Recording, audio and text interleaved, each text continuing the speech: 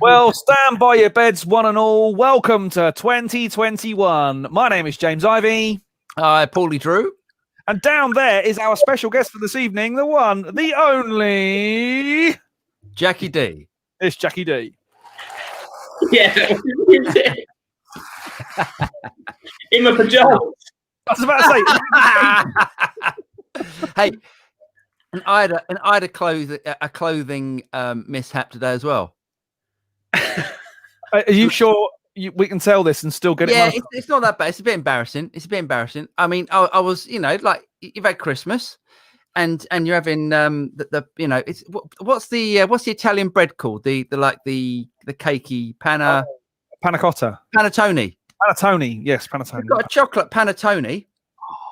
I get up, I stand up, and it's smeared all over my seat, and then smeared all over my backside. It didn't look good. Thanks for that, mate. That's one image I now can't get out of my head.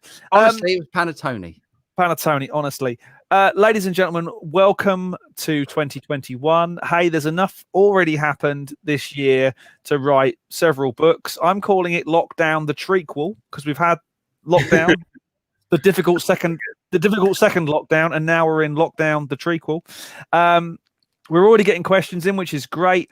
Oh. What I'm going to do is like last week where we posted the link to join us in the show, I'm going to post that into both the Facebook and the YouTube streams. If you want to join us and go live on a question or just to come on and have a chat really and say hi and just hang out with us, that's fine. If you can be in a quiet space, if you want a laptop with a camera and a half decent microphone, absolutely sweet. It works on iPads and iPhones and all that sort of stuff. So if you fancy joining us, you won't get any warning. I'll introduce you, we'll put you live, and then we can just have a natter. If you don't want to, add stuff in the comments section like you normally do, and we will get to it. But Jack, how was it not gigging on New Year's Eve for the first time in probably a million years? Whoa, it was a right treat. Actually, last year I didn't gig either because that was the first time I missed in years because I was really ill. I had COVID before it was COVID. I had like lung scans and everything. But this year it was great to I've never been in bed before 12 and it felt amazing. So did you, like the rest of us, watch the Hoot Nanny? I didn't even do it. It was such a treat to go to bed. I think Paul knows I'm not the coolest customer when I'm out working in the live environment. So it was nice to be a bit. I wouldn't say that. Let it out. We can tell the truth. I'm a bit of a hothead. No, you did great, mate. Absolutely brilliant. By the way, it looks like Lee Anderton's joined us. Hey! It says Anderton's fan, so it must be Lee. That must be Lee. It's Jeff. Okay, we've got some questions already. Ready? Sorry, Paul and I did loads of New Year's Eves together, didn't we? Yeah, we've done loads of New Year's. Yeah. Normally at the Four Seasons in Hampshire. Oh, yeah, quality venue. It wasn't. I mean, at a grander night. It should be. My last. Up until having children, not me personally, but you know what I mean. Yeah. I've done the last 5 years in either Abu Dhabi or in Dubai at the Burj Al Arab, I'll have you know. So, yes, yeah. It's actually, everyone goes, oh, it must be great doing those. No, it's not. Doing flyaway gigs is rubbish. Is it? You sit around for 4 days going, what should I do? Well, you sit around, in the sunshine by a pool for 4 days and you're whinging about that? Yes. Why? Because you're away from your family and you don't want to be. It's a pain in the. You have to. You leg it before. I know. That's why I'm not doing it anymore. If you don't like, if you don't like doing something, stop doing it. So absolutely couldn't agree more with that. Exactly. You do have families and people love you. I'm alone, trapped in a cell with. Mate. So you did the right thing. Stay at home. Be close to the people you love. Oh, hello. Paul's Adobe Flash. Oh, no, it's my Adobe Flash is updating. I didn't think there were going to be any more Adobe Flash updaters. Anyway. Well, on that note, we've got a couple of questions in. Shall I belt them out? Yeah. Hi, people. Use Boss Katana amp to try and match artist sound. A video demonstrate how to do would be amazing. How to start, what to check, And so, sorry for the short description. No letters left. Tiber, do you mean match the Katana to the boss artist sound, or do you mean a generic artist? As in, like how to get the sound of Eric Clapton, Stevie Ray Vaughan? Do you mean that sort of thing, or do you mean how to make it sound like another amp? Yeah. Okay. While Tibor was answering that, knock knock. What's happening with your Telecaster, Paul? I only did the video yesterday. Knock knock. So I don't know. James is saying sell it. Sell it. James is saying sell it. Loads of people saying refresh it. Jack, what do you reckon I should do? You've played that guitar actually. You had to do a gig. You and me did a gig. Yeah. Oh, we did a gig. And I was so stressed, and I had to play guitar. Danny Litchfield just wrote me into playing guitar. Yeah, it's so true. I mean, you're a great guitar player. I mean, Jack can actually play very well. I can't believe that. No wonder I was stressed, man. Yeah, he does rope. Yeah, Litchfield, absolute genius. We need to get him on. Why don't we get Litchfield on? So, what do you think I should do, Jack? Should I sell that guitar? Should I refret it? I don't know if you saw the video. Yeah, I did. I thought it was awesome. James, far away. While Jack has a think about that, because you've put him on the spot. Sorry. When all your guitars, you have like Strats and Tellys, and you've got other stuff. Are you someone who has to have them set up the way you like a generic guitar, or are you prepared to accept that I have to fight a little bit more with this one? It won't. The action doesn't feel like this one. Are you? I read an article once, and I think it was Dweezil Zappa who said that I want some guitars to fight me a little bit because I want to have to put in the extra work. Or are you someone who wants them all set up to play how you want them to play? Does that make sense? That's a good question. I don't know, actually. No, I don't mind fighting. I don't mind fighting the guitar. If it's like a vintage guitar, I don't mind fighting it a bit. But it's just the frets on it. The frets are just too. Well, you mentioned in the video that was one of your things. What you said, maybe this will be my guitar to kind of work against. Yeah. I don't know. I don't know. It's worth so much money. You summed it up. You kind of talked yourself into it at the end, which is it's worth a chunk of cash the way it is. And the custom shop is so varied that you're going to find what you want, and you depreciate it. I think you'll find what you want just looking for another guitar. It gives us an excuse to buy another guitar as well, which is way more fun than for a refret. That is true. It's just that this guitar, I know that the guy that I bought it off just used it. Like I bought it just after he used it on the last Roger Daltrey album. So I know and it sounds great. It does sound great, and I know it's got a bit of killer, man. It sounded killer, but then so they all do. Those custom at that price, so get the one with the right frets on it for you. I think. I think maybe you're right. Yeah. I've got instruments that I'm emotionally attached to. And I've got instruments. Well, in fact, to be honest, now I don't actually, because I've got rid of all the guitars that I was just like, nah, it's a guitar. It does this job.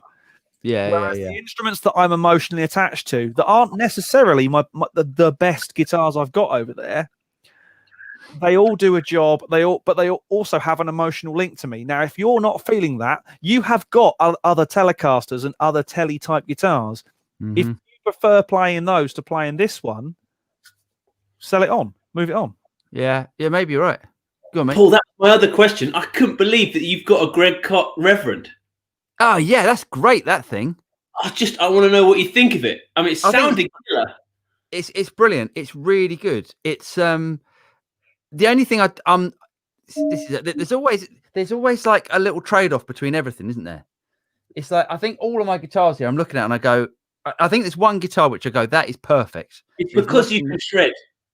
I think the problem is you're so good at shredding that because I can't shred, I don't care. But like when you rev up and you start going, I bet is a struggle when the guitar's not set up right. Oh, I think a lot of people would disagree with me being able to shred. But shred. You sound like Piranha, like the music to the film Piranha.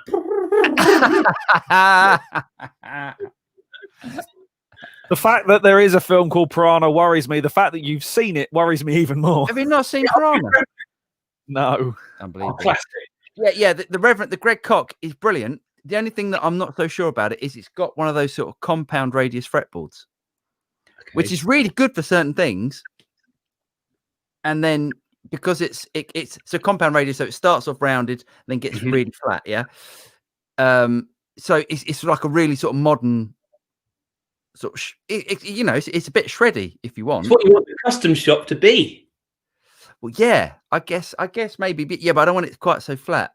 I think okay, there's something I was going to say to that, because there was an announcement, I think it was yesterday, about a certain YouTuber getting a Gibson endorsement where he's having his own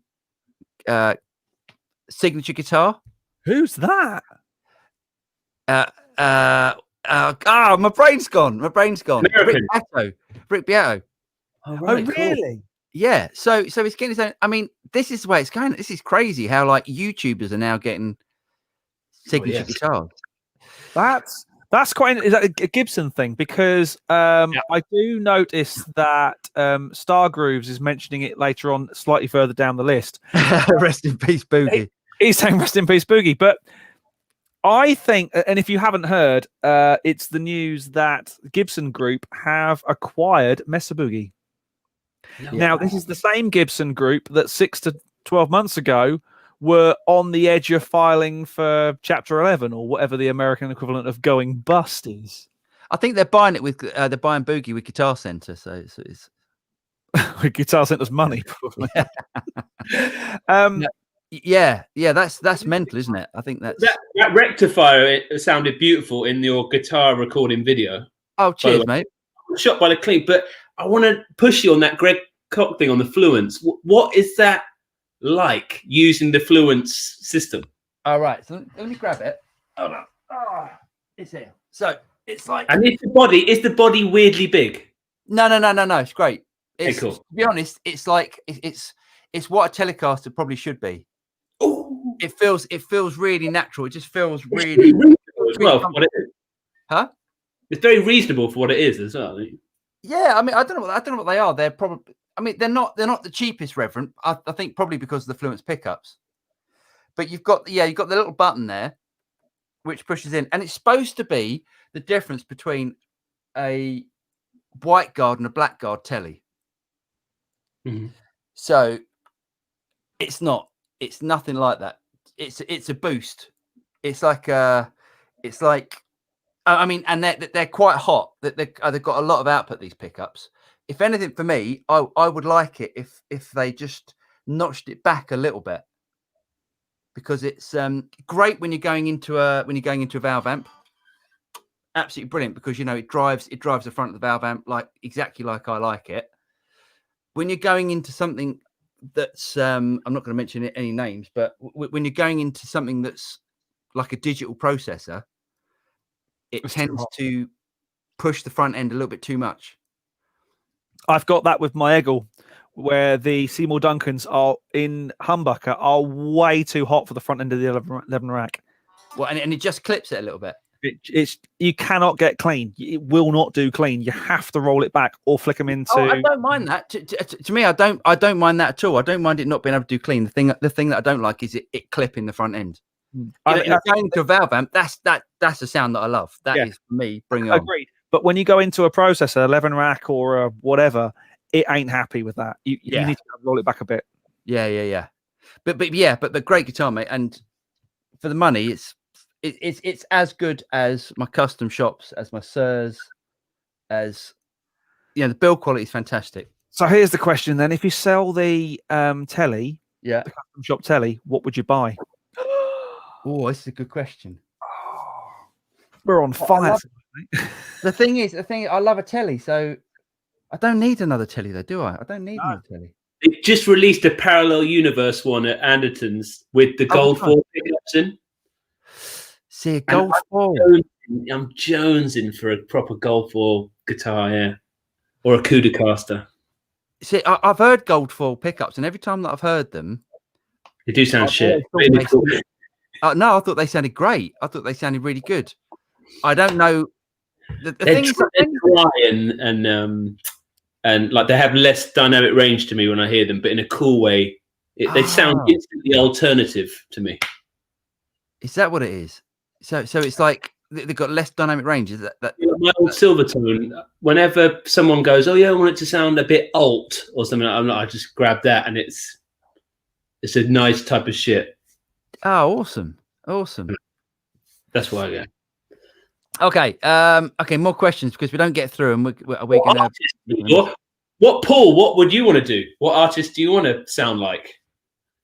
Who's that? What's that? Where are we? Lukather. I'd love to be Lukather.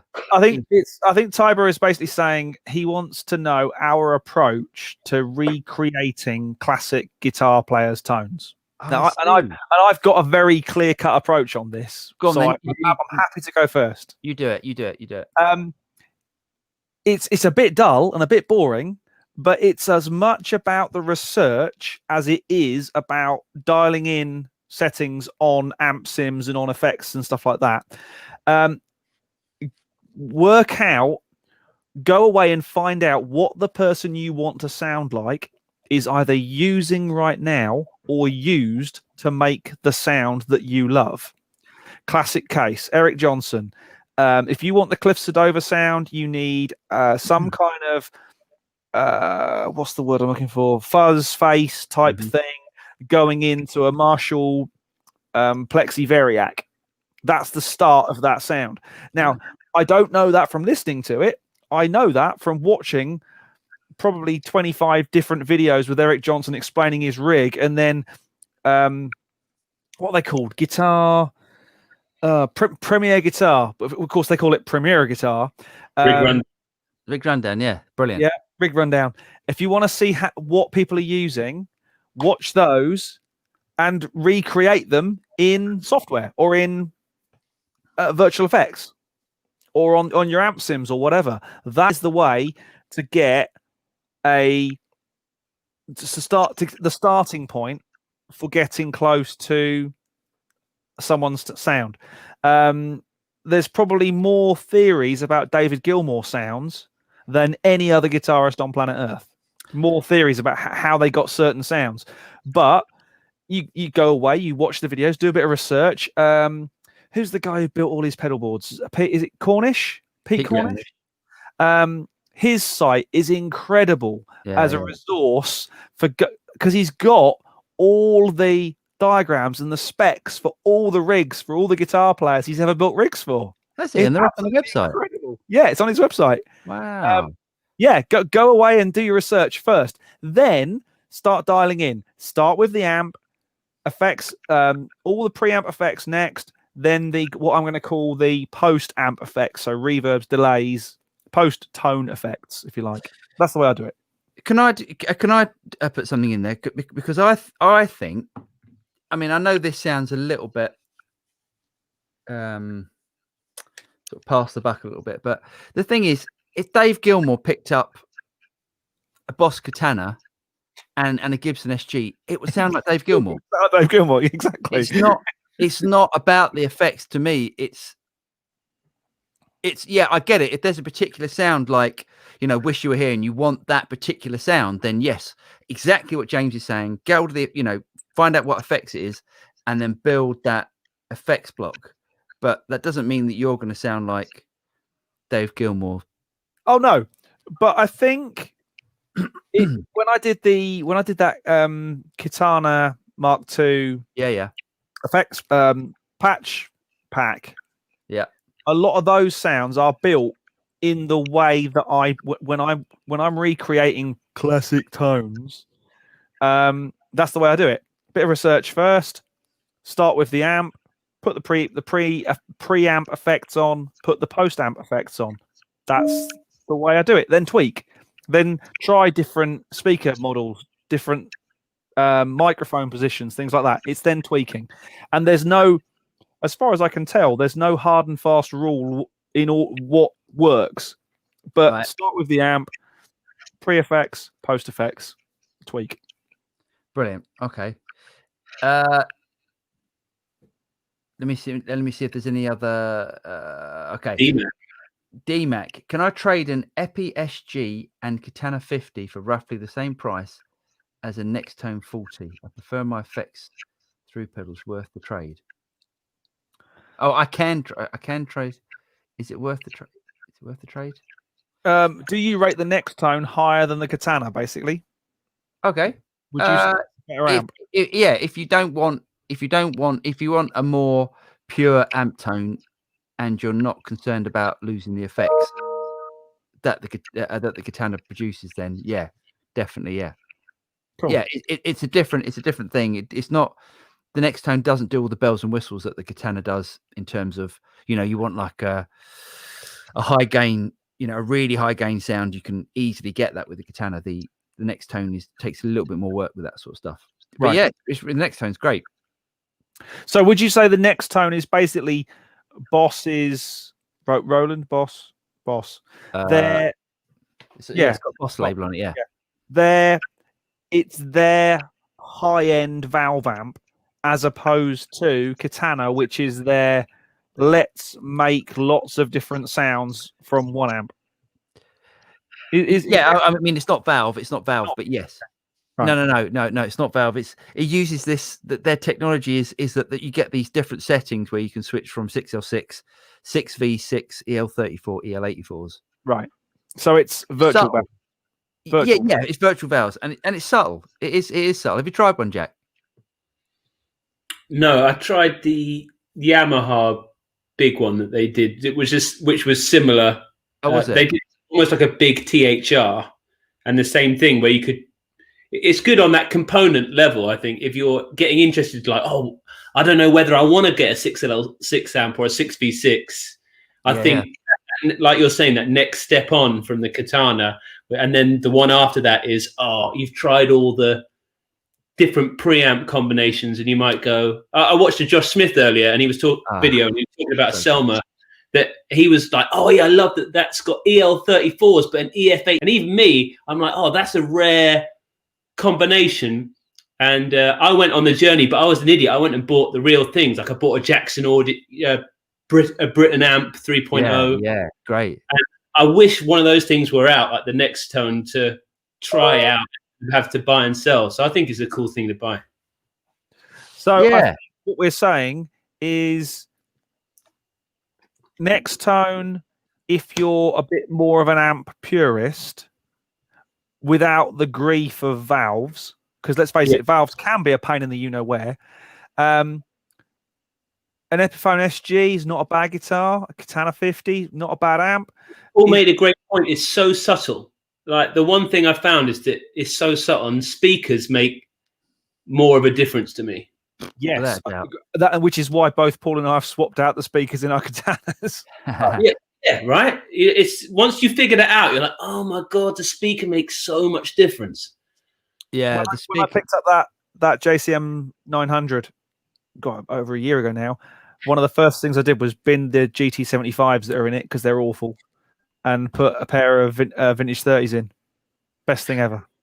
And that's where I think something like the Oxbox and the Katana, where you can do speaker modeling, that's that next bit where you can maybe try different types of speakers before you jump in and buy the real one. Because to switch out real speakers is a pain in the ass.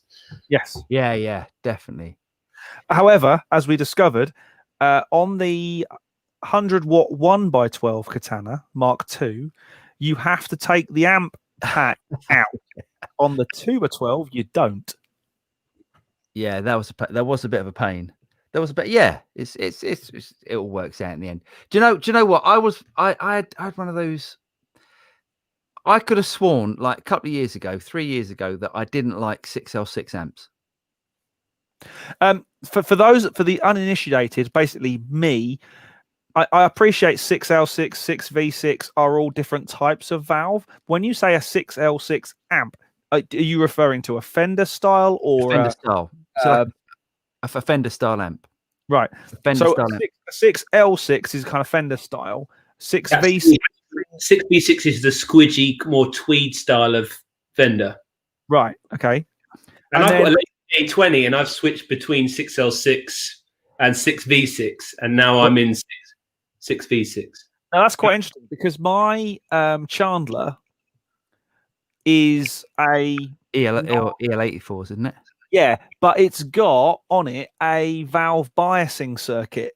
Yeah. So you can make it sound like with the various other bits and pieces on it in the tone circuit, you can make it sound like lots of different of those kind of English style amps, Voxes, Senders, that sort of stuff. That's why I love it, because it is that squidgy British distortion-y sound amp. It's not super clean American Fender or Marshall. Yeah. Because personally, and again, let's put it out there. If you want a distortion sound, you need a Marshall amp, and if you want a clean sound, you need a Fender amp. Personally, I think that probably used to be in the 80s. That definitely was. Hello. Yeah, that was the thought. I think it's very different now. We tried the Lazy J20. The reason why I switched, and it comes with 6L6s. That's kind of one of the weird quirks of it. But the main thing I find is the headroom. That was the only thing that changed, was that 6V6s have less headroom, and I'm not having to fill, a lot of it's headroom for me with valves and characteristics when they're driving. It's almost like, but then you could buy a drive pedal so often now. I thought the Lazy J's were 6V6. No, they ship 6L6, and that's one of the weird quirks. It's got a Celestian Blue and a 6L6. Ah. And you can change the rectifier tube and the preamp valves, which I did because I'm not looking for volume anymore. I just want sweetness of tone, and yeah, definitely. Yeah, it's so subtle. I mean, the main thing is it's not as loud. Right. Yeah. That's it. Yeah, I think all my amps in here are all set to like 1 or 5 watts. Okay, we should just say again that if anyone wants to come on, come on the show, come on and ask a question. You're more than welcome. James is now posting the link. All you got to do is just copy and paste that link, and then you come on, you can ask a question. So and we don't bite hard. Yeah, we don't. Yeah, come on, because it's nice. Do you ever use Logic still? You two, do you ever use Logic still? Not for years. I've had to with a product video recently. Oh, man, I've just got a new a new bit of software for anyone who uses Logic. £15 is the best £15 I've ever spent. It's called Plug Search, and type it in. It's called Plug Search, and all it does is you load it as a program. It scans. It's really simple. Scans all your plugins, but it allows me to type in and search for my plugins on the plugin slot. It's like a script. Who's got that? I know you've got that, and I know Studio One's got it. But anyone who uses Logic, it's life changing. You know what that means? That means you've got too many plugins if you have to go searching for it. Oh, mate, you know it. Come on, even that plugin alliance thing is loads that UAD alone. But now you just tap control on a plugin. Yeah. And it's only been out a few months. You tap control, and then it opens up the search dialog. Type in what you want, hit enter, you're in. Boosh. Do you know what great thing about AAX and VST3 is the fact that they're listed as genres. So like if you want a reverb, you just go under reverb and it lists all the reverbs. And it's that to me, Pro Tools started that. That was like, that saves so much time when you're doing stuff. Other DAWs don't have that. Oh god, I'm sticking with Pro Tools. No. I mean, anything with VST3 does, like Studio One, Cubase, that sort of stuff. We're quite a diverse bunch in our DAWs, It's true. Michael Michelle says, have you ever tried a blind test between plug-in digital amps versus real amps while playing and or listening? Not for a long time, but I have, and it was so obvious. Yeah, it's more of what do you think, Jack? I think if you're in the room or not, that's the whole thing. Like if you want the experience, they can't compare. But when it comes to recording and like that idea of you're in the control room and the amp's in another room, I think the difference is very slight and very hard to tell. That's why those Kemper shootouts are always so close when they're on headphones or in a control room, but as soon as there's something in the room, you can feel it. And if that matters to you, then you need to get the real thing. Yeah, that's true. Actually, I mean, I guess because if we're used to working in smallish rooms where we've got amps in the same room and we use like load boxes and stuff, it is definitely less noticeable and to have like a speaker cab. But I still think there's a little bit of a feel. The only thing I'd say as well is that real amps stack better. They do stack better. Whereas digital parts, and by that I mean stuff going through 11 rack or through Kemper or whatever, don't tend to stack so well. As in, you can't layer them up. That doesn't work quite so well. Whereas real guitar parts with a real amp tend to stack up really nicely if you're good at doing it. I agree. I do agree with that.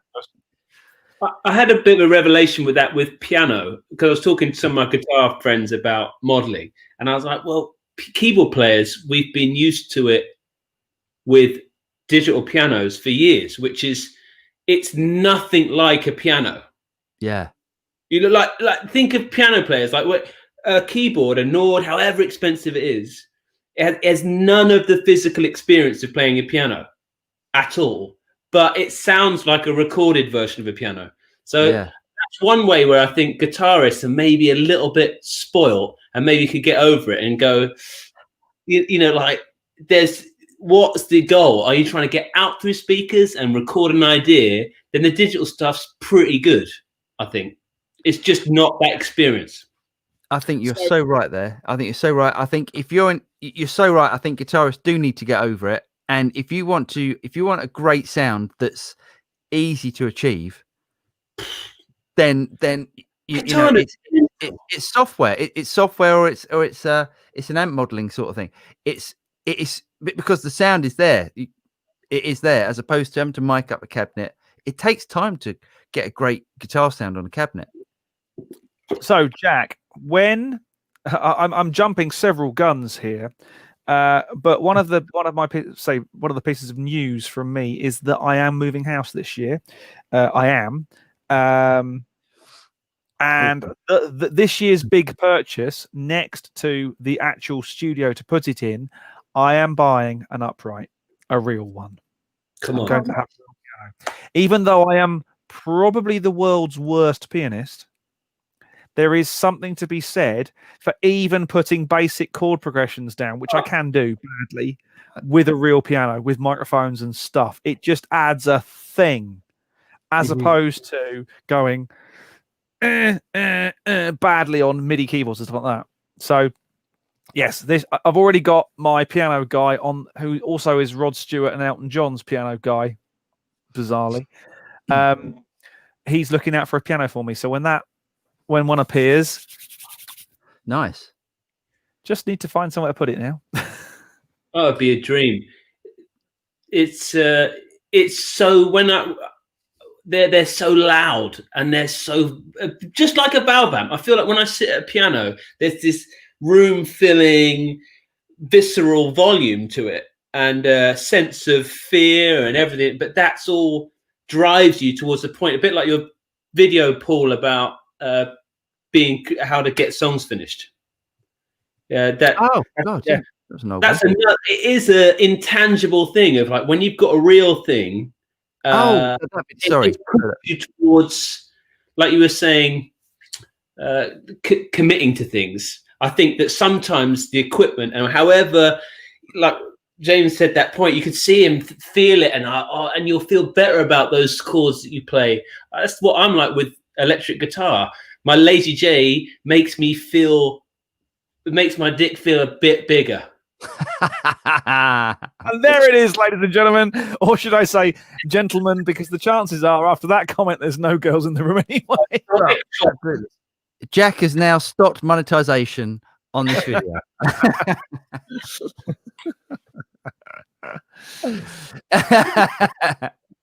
Okay, keep going. Okay, any experience playing live with the Rev D20 front of house and mic'd cab?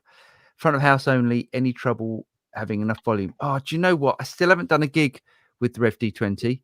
Because we haven't done any gigs for No, a year. yeah, but I've had it long enough that I should have used it for a gig. To be honest, it is becoming my favourite studio amp. It's the first amp I switch on. I think it's brilliant. That's really surprising because it's the first amp I sold. That's No, so you're crazy. No. The synergy for me, it is the way. Yeah. Yeah, and I've got a question.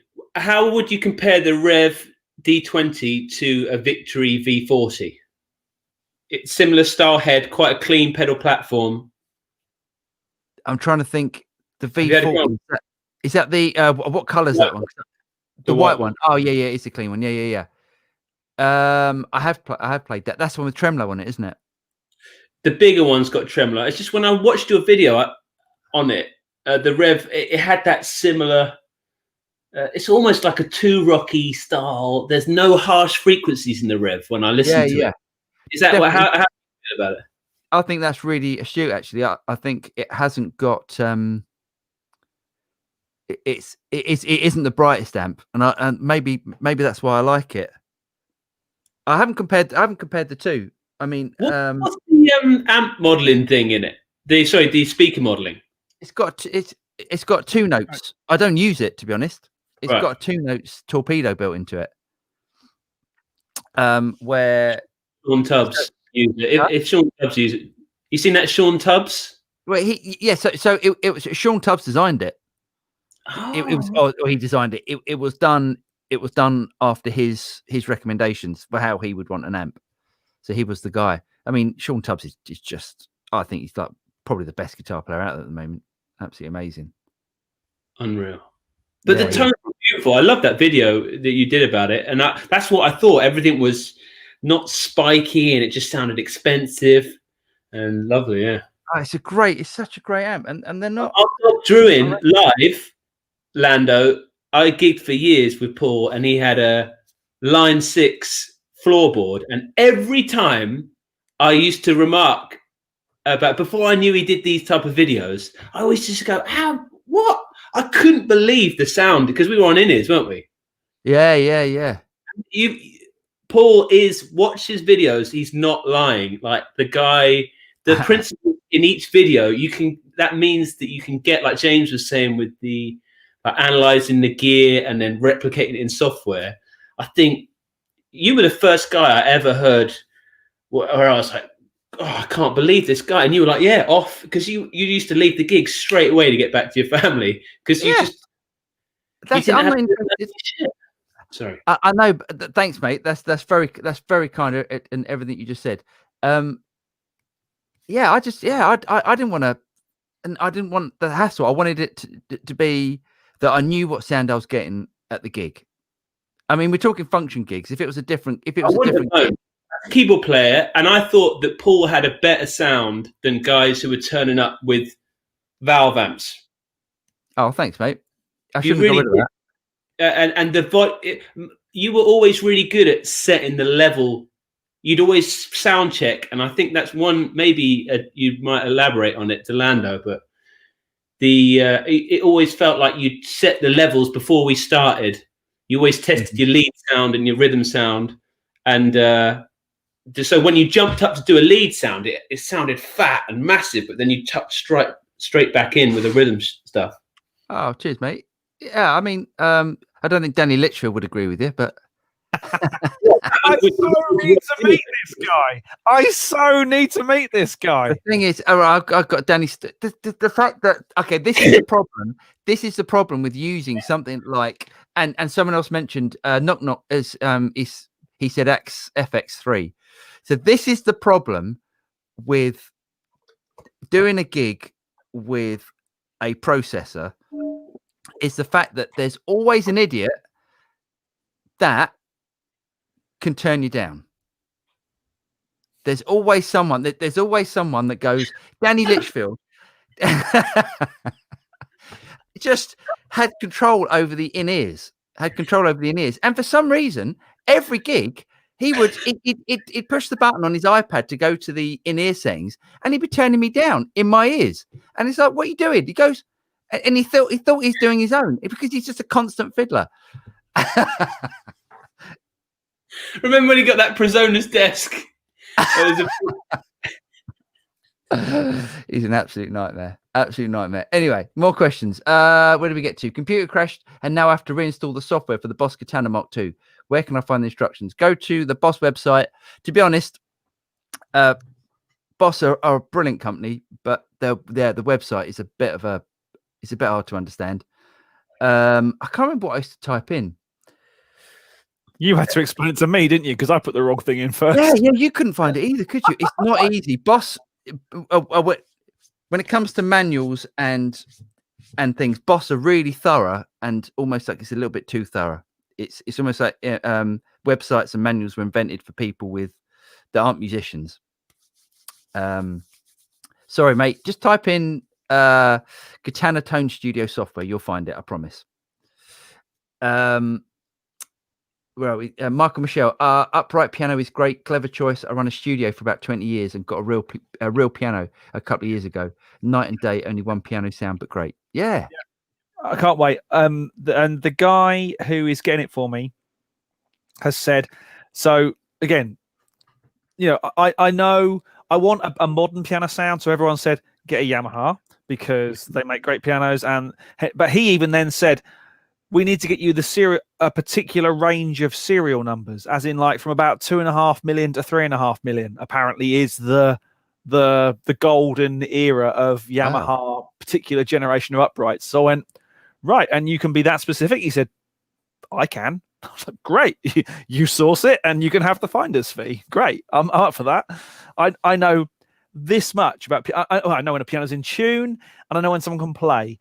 And in neither case is that probably going to be me. I'll probably be working with piano players and stuff coming in. So, Jack, as and when you want to come and play on the Tinkle the Ivories of a Real Joanna, you are always welcome. Thank you. Anderton's fan coming through with the link down there. Oh, Anderton's. Cheers, Pete or Lee. That's community building right there. Nice one. Yeah, cheers, Anderton's fan. Thanks, mate. Buying a upright piano for the studio, and I was spending someone else's money, and I got sent a bit like you're saying with this chap to your finder's fee, and I was amazed at the differences in there. And but I will say it's great. The second hand is the way, like you're saying, it's amazing the difference of a piano that's much like it's like an acoustic guitar but exaggerated. I found the difference in age was so huge in the sound. Oh, they've been worn in. They've been run in, sort of thing. You know what I mean, Paul? Where they say acoustics open up and things like that. But on piano, it seemed like everything was multiplied. And the older I went, the more character and the more I connected with, especially the Yamahas. I found they just sounded more honest when I went older back in. So we got one from the 85. And, nice. And it was beautiful. I went around and went to these piano warehouses and just played loads.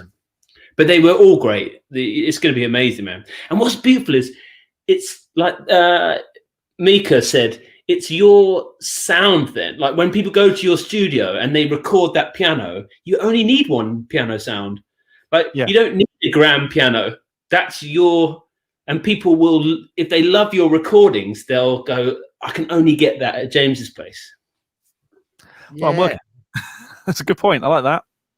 That is true. I think that's what studios are for now, isn't it? It's what I find at our place is that people go, oh, they get attached to it. Not that it's the best piano sound, but throughout the process, then they keep coming. If you're running it as a business, I think it's a smart idea, like Mika said, to have one.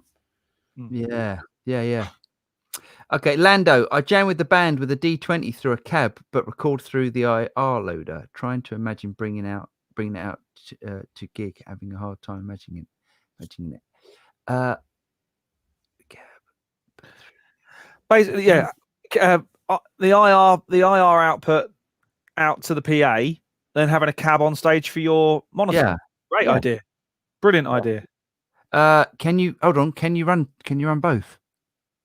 Surely you can. It's got a button on the back. I can't. I I'll haven't got tell it. you. I will tell you. Hold on. It's right Surely you must. That's a complete oversight if you can't. Why would you not be able to have the digital output or the digital analog output? If that makes sense. No, I think you're right. I think you're right. Actually, I think it's just if you haven't got the speaker plugged in, you can push the button in the back and then it puts a dummy load in it. Right. That makes yeah. I think you're right. Yeah. Loving the idea of showing up with a backpack and a guitar case. Yeah, it's great. And then you do a gig with a valve amp, and you do a gig with a with a big stack, and you just go, oh, but that was so much. I am still waiting for the Neural DSP Quad Cortex to arrive, because that could be the ultimate light. It's guitarist doing gig on the tube. That's the scenario that I have for that thing. Because if you've got, you've got your in-ear pack or whatever, and you've got your quad cortex and a guitar or two, that is the ultimate London gigging setup, isn't it? But that's been achievable for ages with Kempers or with Line 6 stuff if you're into that sort of stuff. But it's the quad cortex. I really want to hear it, because it's pulling at my wallet. I think that it doesn't sound.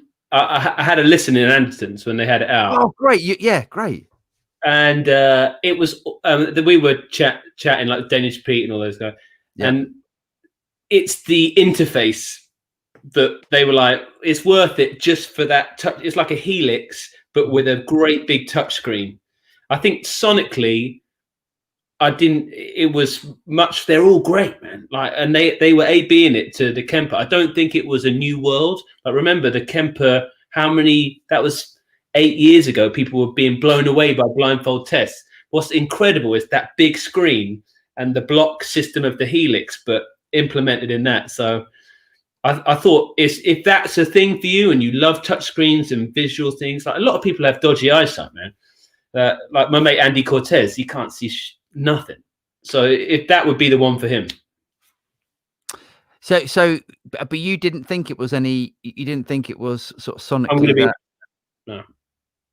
That's really interesting, because that's how I felt. That's how I felt in NAMM. That's how I felt in NAMM, and then we just thought that, okay, this is a prototype version. They haven't perfected it yet. But no, Helix has got a lot better. My friend Louis Allen, check him out, by the way. He's a killer. He's started YouTube now. Killer guitar, Sam Smith and Jesse J. He does it all on his Helix. And he was telling me the other day that the latest update, they've got a new Princeton model in there, and he was showing me some examples. And so that's the thing with these software, they're going to get better, a bit like Kemper did. But I think that interface looks amazing, and it just looks great. And the artists they've got involved, if you're a massive fan of Rabir or Corey Wong and things like that, then maybe it's worth that it differentiates itself in the market enough with just who it's allied to. Yeah. But I think that's really good. I'd love to. I still want to try it, and I know I love a bit of technology and stuff, and I love it. I love it. It's amazing to look at when you've got the blocks, and it's more than the Helix. It's cooler than the Helix when you start using it. Yeah. That Helix Stomp. I'm thinking of buying a Helix Stomp. Oh yeah. I've got an old M9 that I had with all the JHV3 mods, that Sean Tubbs got and Tom Bukovac. No. What? So I had all the switches and the DAC replaced. It cost more than the pedal, but I sent it to America, and this guy, the Ghost Drive JHV3 that he uses. No. He basically puts like Strymon codecs into the old M9, and you'll see it on like Tim Pierce's board, Tom Bukovac, Sean Tubbs. That might be an interesting video. I should lend that to you, and if you could A/B it versus the Helix, that would be killer. Oh, I'd love to do that. All the old effects and new and amp modeling, and the Stomp is so reasonable in price that I was thinking of selling it, because it's a weird AC power that I've got to run all the time, and I can't be bothered.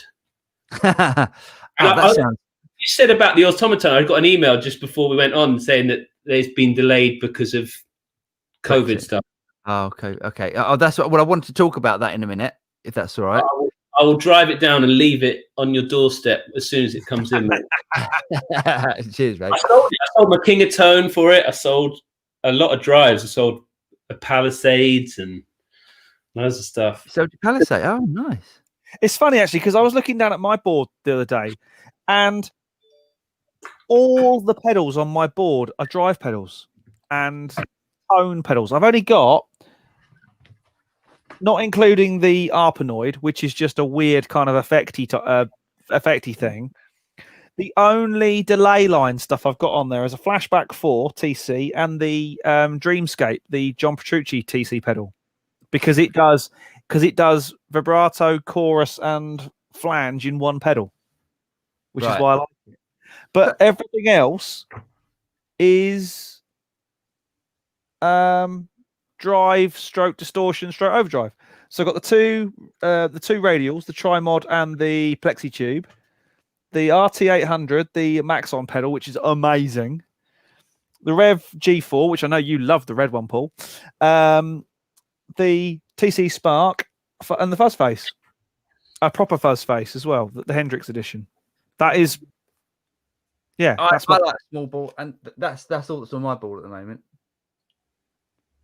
Just a bunch of drives and a compressor. That's it. See, I've gone the other way. I'm just going to have the automaton, no other drives, and then I have lots of esoteric modulation effects. No time, hardly any time-based effects. See, this is the question that I've got about this is why you only need the everything, man. I've used it. It can cop everything. Can it do like it can't do high gain. You can't do high gain. That's the one thing. You can't do high gain. No. Oh, that's a shame, because that's what I'd like it to do, everything from a boost to high gain. You can't. No. That's a shame. It goes to like AC/DC grind, right? Like pretty compressed chords, but not steering. But then, with the mid control, if you crank the mids and you've got an amp that's a little bit dirty, then it's unreal, mate. And then the fuzz, because I'm a bit of a fuzz. I've sold my fuzzes, man. I had an SM fuzz. What else? I had loads of other weird fuzzes, man. I spent a lot of money on fuzzes, and I just sold all my drive pedals when I heard it. Because Because I find that when I was recording, I don't know if you're the same, but we're doing the Wombats at the moment, a band called the Wombats. Yeah. And they're really into tweaking. So every time I had to put a drive on, I needed a drive and a fuzz and an EQ. And then I was like, the automaton is exactly that. And I can switch the EQ pre or post. I don't need a wah anymore, because with an expression pedal, it's a wah. It's unreal. Yeah, of course it is. Yeah, James, have you seen the automaton, the preamp Mark II? You would love it. It's a guitar pedal, like a big guitar pedal with flying faders on it. Oh wow! Yeah, he'd love it. James would absolutely too much. But when you see it, it's a thing of beauty, because you can see and you can have your favorite sounds dialed in, and you can see it at a glance, settings. Cool. Yeah, it's a great idea. I just wish. Well, and also, James, they've also done an automaton reverb with what's the company? Meris, with Meris, and it's basically a Lexicon 224 on a big guitar pedal. Imagine, I mean, it's not as big as a what's the Lexicon remote called? A Lark. Lark, yeah, it's not as big as a Lark, but it's that sort of size. Is it like the Behringer controllers for the bloody hell? No, but you know you've seen that. No, but you've seen that. All right, you've seen that TC Electronic, which is, let's face it, these days Behringer, have released the delay and the reverb, haven't they? With the little controllers. The software controllers, USB controllers. Wait, when you see the automaton, you'll lust for it. Michael Knight knows. Michael, I'm straight with you. That's because he sold kit. That's because he sold kit. He can afford it. Who would have thought that in 1984, when he spoke to his watch, and we all went, "That's amazing!" Like that many years later, we do it because that's. I think if I was gigging, it'd be different. But as a studio thing now, time-based effects, I just can't justify committing to, especially reverbs. Like with digital, is a digital reverb. I'm the same. I am absolutely the same. Do you know what? I mean, I plugged in. Whenever I plug in my the MXR reverb, the MXR, I forgot what it's called. It's good. It's really good, really good. You plug that in like with a reamp and a DI, and it sounds amazing. Like it's, to me, there's a different sound between a plugin and a piece of hardware. So I'm just wondering if this. Oh, I've got a theory on that. Have you? I think it's because where it falls in the chain, like it's just making sure that you run the reverb before an amp. You know, that's what you're hearing. Am I? You know, when you put a reverb before an amp, you're getting that EQ curve of the amp. And then when I never run I never run a reverb like that. I hate reverb. Yeah, see, I hate. That's I do a lot of dirty reverbs beforehand. Ah, yeah, that can work. Joe, we got some questions. Let's do. Where are we? What was the what's that? Oh, sorry. I thought it was, Paul. Where did you learn to play the mean streets of? The mean streets of Croydon. I'll answer that in a minute.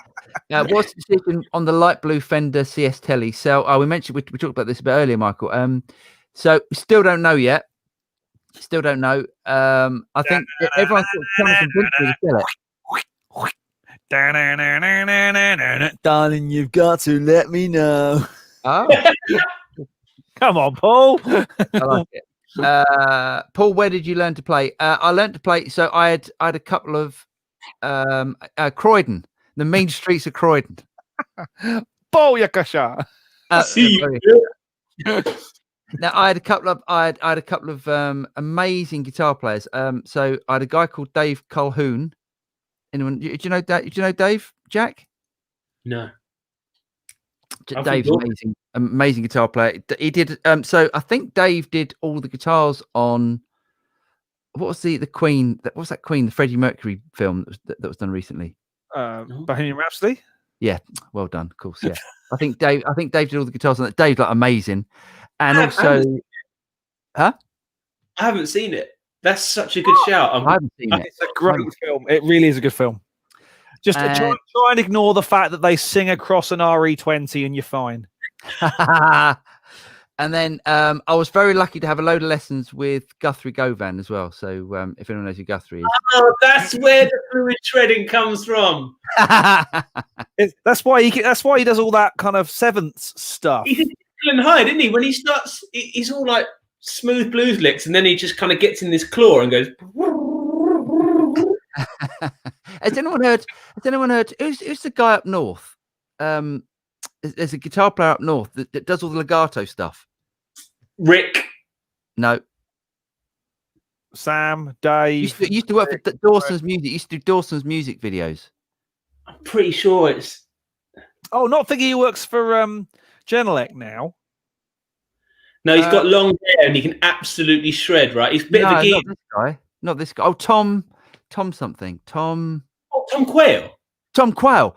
Oh my God. He's just but he's enforced, isn't he? So he never has to break. He's tuned all. Everything is like so precise. I wish I could do all that sort of stuff. Yeah, but you can. When I watched you shredding, I want to do a video of you trying to teach me how to shred. I'll send you the outtakes.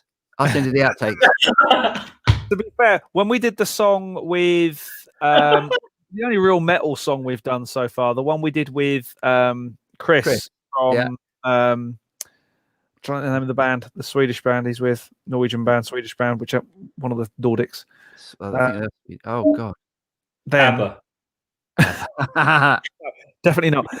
You actually got to do a bit of the old shredding at the end of that Yeah. one, which was great. And I thought we should have some more of this because you really got to let rip on that, and I really enjoyed it. I mean it. I really mean it. It's not shred in a tasteless way. It's exciting when you go for it. It's that smoothness, like you said, the legato, and I just think everyone should have that in their locker. A bit like a drummer should be able to get around the kit pretty quick. Jack, you can come on again, mate. You could. This is. Yeah, he's stroking my ego quite happily as well. I'm going to say that I thought that tune with Abby. I watched a lot of videos today on the Studio Rex channel. I thought that Abby F. Jones. She was cool. Yeah. Mate, I tell you what, because she signed to us with at DWB, you should honestly get her in the studio. She is a machine. She had a wicked voice. And and honestly, Abby writes a song like that. She's just the quickest. Abby's amazing. You need to get down to your studio. Good track. Where are we? Paul, you can run both. That's the outputs for the. Oh, you can. Oh, brilliant! Thanks, Lando. Nice one. PHS designs for Katana software. Thanks, mate. Nice one. Thank you very much. Tubbs is the man. James needs a combo pedal to make room for more drive pedals. Yeah, that's good. When you say combo pedal, what do you mean by that? Like 2 drives in one. Oh, that's what the RT D800 is. It's an overdrive and distortion in one unit. It's brilliant. Awesome. And that actually, so are the Trimod and the PlexiTube. The Tonebone ones are also that. They've got 2 completely different settings in the same pedals. So yes, I completely agree. Combo pedals are the way forward. Yeah, definitely. And we've got through all of the questions so far. Awesome. But no one has come on. Come on. I'll post the links again. I mean, to be fair, it was only Liam who came on last week. Oh, check it. Bit of show and tell. This week I've been mostly playing with tape loops. Oh, awesome. Oh, mate, that's awesome. I bought these off eBay, and they're already pre-made tape loops of different lengths. What? And then what? So like they're. What? And this is because I think the more and more time I spend in studios, the more you need like 50 shades of bullshit to keep all the kiddies interested. So what I do is definitely not monetizing this one anymore. 4 tracks, and I basically get them to like ooh into each track, or maybe play a chord on the OP1 or something. And I don't know if you've seen the video of the guy from 9 Inch Nails. You seen that one? What, Trent? It's the but basically, if it's a 4 chord song, I'll put like a posh C, like C, F, G, A minor, and then I'll get them to ride it through the track and like swell it in, so it's like cool. That is brilliant. That's if anyone's got a 4-track tape machine, you can get these loops or make them yourself. And what's beautiful is they just keep infinitely looping, and it's a cool way to get a otherworldly string sound almost, or just something a bit quirky. So that's my show and tell for the day. We did where were we? We were in Metropolis. We're doing this album with this band that I was in, and I can't remember the producer name. He was a guy that used to do some Radiohead stuff. And basically, he always used the 4-track. He had a 4-track Tascam that used to run through. He used to plug it in the SSL and just like run it through the master bus and just distort everything. It sounded great. Yeah. Oh, and it's all the rage. All the kid. At the moment, this gets me out of any fiddle. If they're like, no, I don't like that sound, I just go cassette machine, and they're like, oh yeah, that's cool. That's cool. That's amazing. Yeah. Amazing, like 5 years ago. Why are you bringing that out? Yeah, but when you do it with the loops, you don't have to bother rewinding. Yeah, I love that idea. Yeah, it's really That's a brilliant idea. It's a brilliant idea. I did that. One of my first ever live sound jobs I ever did, and this is going back a long time now. We did Under Milk Wood, you know, the tale, the story, and I put different sound effects on each of the 4 faders on my 4-track. So every time they went through the bog or whatever, I could bring up kind of squelchy sounds, and every time they went flying, I could bring up the kind of air noises and stuff and wind, and then there was the kind of the you know, that's the same sort of idea. But I had recorded 90 minutes of each of these things. Oh, yeah, because to do the loop, or you can get answer machine cassette tapes, are a cheap way to do it. But like on a 4-chord song, it's a really cool way to get a cool sound. Oh, nice. That's such a great idea. I love things like that. Sorry, like a really cheap Mellotron. Yeah, it is. It is, and I use. I've got about 5 different cassettes that I use, or micro cassette dictaphones. Yeah. And again, like if someone's playing the piano, I'll just put it on record when they're playing, and then I won't tell them. And then when they come back in, that's what I've been using Vocaline for. Actually, is because the timing's all off because it goes slow and it goes. And so you've been timing tracks using Vocaline as opposed to timing vocal. Yeah. There might be a video in that. The best demo I ever did with Vocaline was, and I saw it done years ago, but I thought it could never be done in real life. I got a story that I read to rap perfectly with the drum groove. Clever, isn't it? It's incredible. The more now I've got the ARA thing cooking, it's incredible. Yeah, it's good stuff. Yeah, sync arts. Does Jack have any funny tales about a function gig?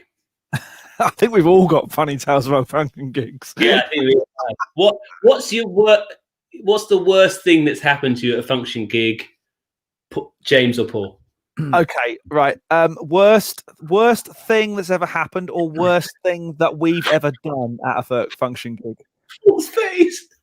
Oh, it's because I'm so upset about it. It still upsets me. Right. Okay. So this was very early on in my function career, very early on, and the band that I was with were quite wild for a function band. I mean, we weren't much past being a pub band at this stage, and we were a bit wild. And I can't believe I'm not going to mention the guy's name because it would ruin him. But they kept the wedding cake in the same room outside of the marquee where we were getting changed. And the keyboard player turkey slapped the wedding cake. Hold on. I want to know. That's amazing. Oh my god! I want to know what's the difference between a slap and a turkey slap. You know, surely you know. No. No. We're playing. I'm cutting the cake, and there are 2 moments in my life. I'm monetized now, isn't it? Look at this. Turkey slapped. I love that. Turkey slapped. What about you? It's nowhere near. I've got a couple. I've got a couple of good ones. So one of did you do? I'm not going to mention his name, but did you do that footballer's wedding at the Four Seasons with the band with Litchfield? Jack, you didn't. Okay. I'll tell that one second. Okay. First one. It's not even a funny story because it still troubles me to this day. I was in a function band, and we were playing and doing some army gig. So when you do an army gig, like literally, you turn up at James. You must know this. You turn up at stupid o'clock in the morning, and then it just goes on all night. and most of the time, they don't look after you. Sometimes they do. we've always been looked after with the forces, but yeah. Have you? Oh yeah. Well, to be honest, Depends if they're officers. I've done corporals. I've done corporals mess. I've done, all of them, and they've all been good to us. We've had, there's more stories there, but keep going, Paul. Keep going. Yeah, and so we were starving, and they weren't. They hadn't done anything. You can't go out. Literally, you're in this. You got an armed guard at the gates. Armed guards at the gates. This place is massive. You can't go anywhere. And I can't remember what the shop was called. They have a shop. The Naffy. The Naffy, yeah, that was shut. So, it started to get on, and then we asked, look, any chance you can sort us out some food? 2 hours later, still nothing. And it's like, it's 11 o'clock at night. Everyone's starving. You don't go on until 12 or 1 or whatever. And then we complained a couple more times, and then one of us got quite irate and just said, look, and kicked off. Anyway, we got some dinner about sort of 20 minutes later, and it was covered in piss. Oh. After eating it, someone said, does this taste like, and it's just like, oh no, yeah. So it still troubles me to this day. So obviously they just because they've got no qualms about doing that sort of stuff. No, that was it for me. I'm just like, I'm never doing another army gig again. Oh, and I really enjoyed army gigs because we used to have a great time because they would always look after us. They'd be I've always had tough ones. No, I've had great army nights. Out towards Sandhurst, like weird, or down near Portsmouth, weird ones. Yeah. I'm with you, Jack. Yeah. We used to do the bases in Germany as well, and they were always great fun. I've done that. I've done some of those. Hilarious. But oh god, come on, Jack! You've got to be able to. Oh, that's so hard, man! Turkey slapping and piss covered dingle. You can't beat that. You can't beat the turkey. Well, the worst function gig I ever did was not with Danny Litchfield. I was a last minute dep for a band called Finger Mouse. And it was back in the day where you'd print off the directions on the AA route map, and I printed off the set list. Anyway, I turned up to the gig, and it was in Cambridge. It was real posh by the river, and we couldn't get into set up for ages, so I had to hang out with these guys who I didn't know. All of them were strangers, a bit like you, James. They were well up for partying, so they're getting on the booze, and I'm like, oh, I don't really want to hang out with these guys because I'm a bit of an angry old sod, really. So I just sat in my car, didn't learn anyone's name or anything like that, and then we didn't get in to set up till about 3 hours after we should have done. Anyway, we get set up, and as we're setting up, the bride comes in, and she's a bit wired, and she's like, you started already? And we're like, no, we've just got in. We'll be ready to go in a minute. And I thought, oh, this seems a bit on edge. Anyway, we got set up really quickly, and this band and what's great was we started the first few numbers, and they were wicked. Like sometimes you turn up and I'm a dep. I don't know who these guys are. I'm a bit scared, yeah. Yeah, and I was like, oh god, they're really good. This is cool. Thank goodness. And we get 2 songs in, and I'm grooving, and I look to the left, and there's the bride, and she's at the front in streaming tears, and she goes, "Stop the fucking music! Stop the music!" And it is real posh place, and it went deadly silent. And groom's behind her going like posturing, like gurning their face, Those songs weren't on the effing set list. And I went, oh, okay. And he went, you. He said, look, let's look at your songs. And I printed it off like a good boy. And he picked it up, and he went, who the fuck is Fingerpress? I didn't book Finger Mess, and I didn't know. I hadn't spoken to them we were booked under another name, like Groove. And he went, "Have you ever even played together before?" And I was like, "Oh." And he was like, "Do you know his name?" And I was like, "Oh." And within a minute, every fear you ever have as a Deaf in Function band, the worst case. And then he went, "Right, that's it, off." And that we played 2 songs, and he forced the karaoke guy to do it, and we didn't get, and he kicked us out. The group, bride and groom, kicked us out within 2 songs, and the rest of the guys in the band looked at me like death, because they were like, "Oh, the Depp has ruined," and it's just because I printed out the set list with things. So did you get paid? I mean, I know the band didn't get paid, but did you get paid? I did actually. I was a real arse and was like, "I'm a professional," and I turned up with. I did all that. That's right. I completely. That's the way it should have been. I've had bridezilla gigs like that where she's turned up and said, "These aren't the songs that your band play," and I said, "Well, this is the set list we've been doing for the last year and a half, 2 years." "Well, you're playing festival music." I said, "Well, we're a 4-piece rock band. That's the sort of stuff we play." Well, so anyway, at the end of the first set, we go, "Right, what else? What would you like?" She said, "I like disco music." So okay, we do a whole set of that kind of 70s disco. End of that set, she's like, "No, didn't like that either." I said, "Well, who do you listen to at home?" She said, "I like Bruce Springsteen." I said, "And you don't like festival music? He's headlining Glastonbury this year." And at that point, I thought, do you know what? The funny thing was, you know you're onto a winner when the wife goes, "No, I'm really not enjoying it." And the groom turns around and says, "Well, I thought they were really good." She said, "You're not helping, Nigel." I've made 3 brides cry.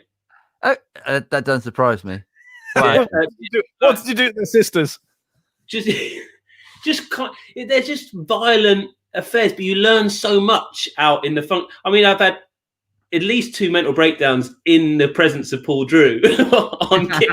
Like one where I can remember I did one with you, and I was like, "I can't do it, Paul. I'm going home." And you drove me there. I was like, "I'm going to get the train. I'm going to get the train back." Oh yeah, that was in London. That was right. Yeah, you had enough.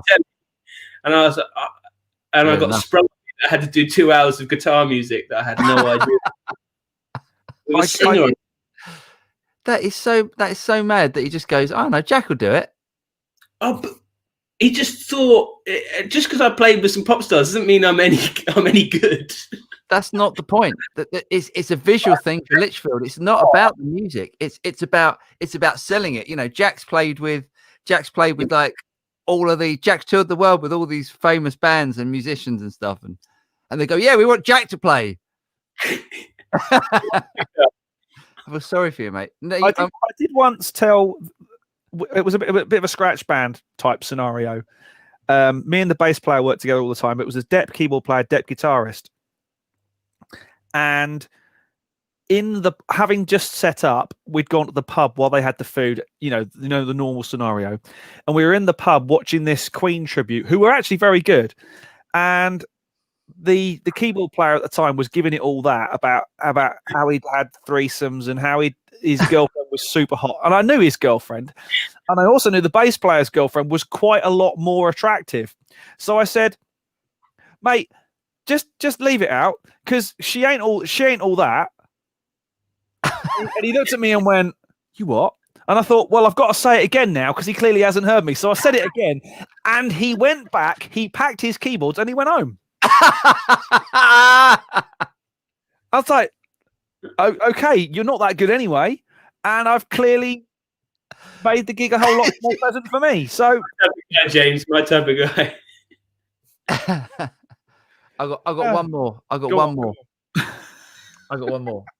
Sorry for anyone out there who thought this was anything to do with music and music tech and guitars and stuff. You've just a bunch of mates having a chat, I'm afraid. We did this gig in the force. I'm not going to say who the footballer was, but it was a footballer's wedding, right? And a bunch of footballers there, and you know, let's let's give you like the scenario. I mean, footballers is it's new money. There's not a lot of this particular crowd that they're not a classy bunch, are they? Let's face it. Yeah, it wasn't. Perfect. Yeah. And then half. I mean, I've got this is. So this was at a Lichfield gig. So just before we're about to go on, or maybe it was like after the first set, someone just said, "She's naked." So I go, "What?" And then someone directs me the bride. She wasn't exactly naked. She was wearing a thong. That's all she was wearing. She's just wearing a thong. Everything was out apart from that. She just had herself sort of cosmetically enhanced, let's say, dancing on the stage. Best night of my life. Look, we did a gig. What was Lichfield doing? Lichfield's just like he was having a lovely time as well. And literally, then I think it was his parents. Then the footballers' mum and dad's parents were kicking off. There was rows and fights going on. It was a nightmare. I love a punch up at a wedding. It's always funny. Oh, it's all good. We promised there's the last one. We did a gig. It was a well-known holiday camp brand, but you can companies take these places over for weekends and stuff. So you have like MCN weekend, and you have Spring Harvest and various other things.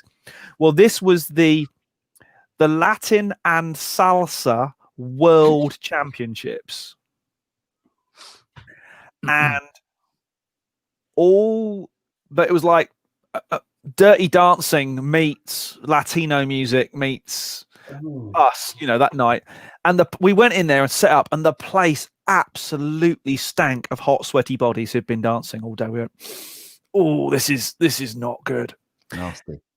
And so we thought this will be terrible. It'll be awful. Anyway, we're getting ready to go on, and the place is absolutely full of hot Latin-looking girls in amazing outfits, and we're just going, this is going to be the greatest gig of all time ever in history of ever. And throughout the night we had different groups of kind of girls in feathers and the whole kind of carnival kind of outfits, and giving it large around the band. And not me, I will add, because whenever we were playing, I was playing, and I'm fairly well scaffolded in. But every other member of the band was snogging girls every 8 bars. I'm like, wow. But stop. I don't think I think I probably did, because Jen's not listening. I went, I'm back here. Yeah. Anywho. So yeah. Oh my God. What's going on? Trump supporters storm the U.S. Capitol. 1 person shot. National Guard deployed. Yeah. Oh. Well, on that high point of the evening, we'll have to call it a day, I think. Thank you for joining us. Thank you to Mr. Jack Duxbury. Sorry, audience. Sorry if Jimmy James. Sorry if we went off a bit on the end. Off on a tangent, but fun. It was fun. We're going to keep this kind of open house format, so you can join us, I think, because it kind of works when people do. Thank you. And Jack's got an open invitation to join us whenever he wants. Yeah, because quite frankly, he's as much of a laugh as we are, hopefully. Hopefully. And maybe we even do some piano studio rat stuff one day. We never know. I think that's definitely a case. Certainly when I get my Joanna in the new studio, you can come and play it while I show people how to record it, because you won't play a song in the world in about 5 minutes. Cheers, Lando. Good night, Lando. Cheers, mate. Take care, everyone, and we will see you next week for more hilariousness. Good night, everyone. Bye, guys. Bye.